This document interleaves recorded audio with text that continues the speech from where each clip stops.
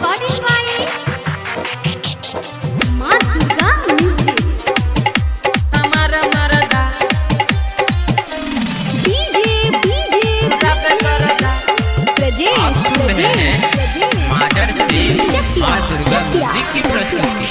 कबो गलिया लगाबे कबो देहिया लगाबे कबो गलिया लगाबे कबो देहिया लगाबे कबो छतिया लगा के मचाबे करदा हमार मरदा हो हमार मरदा हमार मरदा हो हमार मरदा हमार मरदा उड़ाबे करदा कबो गलिया लगाबे कबो देहिया लगाबे कबो गलिया लगाबे कबो देहिया लगाबे कबो छतिया लगा के मचाबे करदा हमार मरदा हो हमार मरदा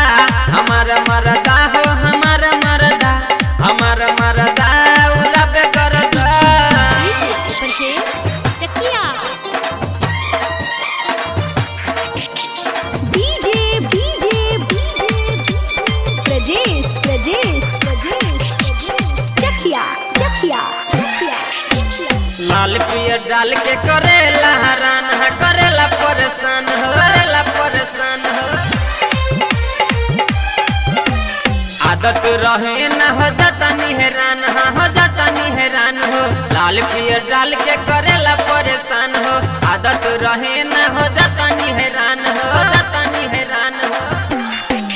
कबो हाथ में धरा के कबो मुहावा लगा के कबो हाथ में धरा के कबो मुहावा लगा के कबो से जिया पे हमरो उड़ाबे करदा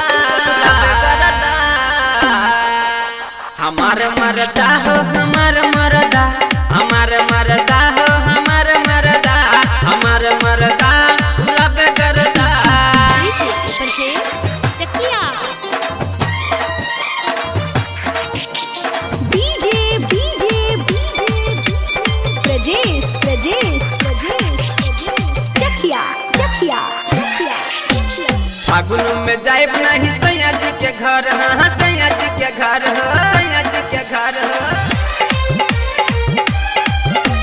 ससुर से निक रहे नैहर के यार हाँ नैहर के यार हो फागुन में जाए नहीं सैया जी के घर हो ससुर से निक रहे नैहर के यार हाँ नैहर के यार हो नैहर के यार सखी बहुत सताबे मन हमारो न भावे सखी बहुत सताबे मन हमारो न भावे हम कोई से लगाई बहु परदा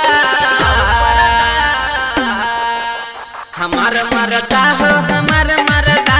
हमार मरदा हो हमार मरदा हमार मरदा उड़ाबे करदा प्रजेश चकिया। डीजे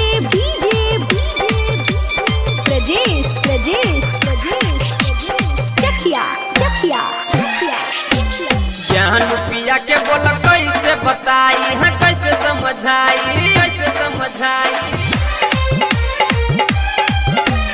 दिलवा के बात बोल कैसे बताई हाँ कैसे बताई ज्ञान पिया के बोल कैसे समझाई वो दिलवा के बात बोल कैसे बताई